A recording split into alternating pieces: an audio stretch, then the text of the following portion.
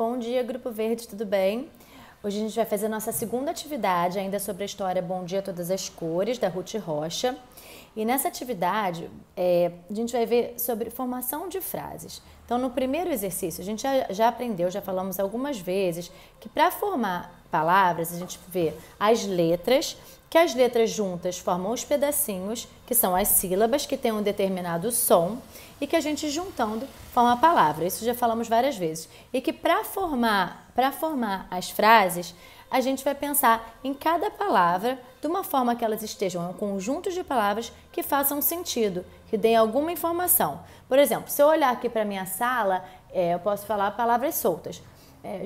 Janela, espelho, porta, quadro, sofá. São palavras soltas, mas que não estão fazendo nenhum sentido. Então, não é uma frase.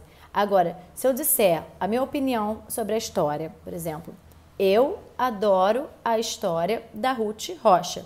São algumas palavras que juntas estão fazendo sentido, estão dando a informação do que eu acho da história e que vocês entendem.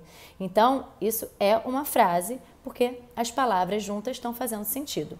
Então, é justamente isso que vocês vão fazer no exercício 1. Vocês vão ver a imagem. Tem a imagem do camaleão, tem a imagem do sapo e tem a imagem do pernilongo.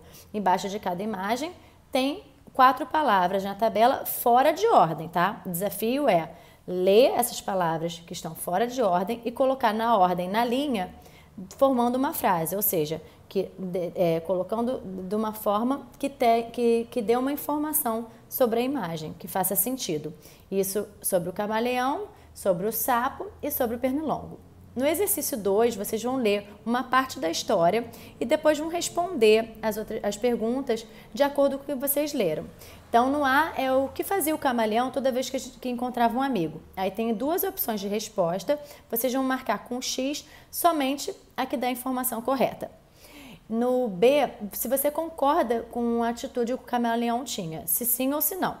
Na C, vocês vão dizer o que você faria se fosse o camaleão. Se você respondeu na B que você concorda, você vai dizer por que você concorda. Agora, se você respondeu que não concorda, então você vai dizer, formando uma frase, o que você faria se eu estivesse no lugar do camaleão.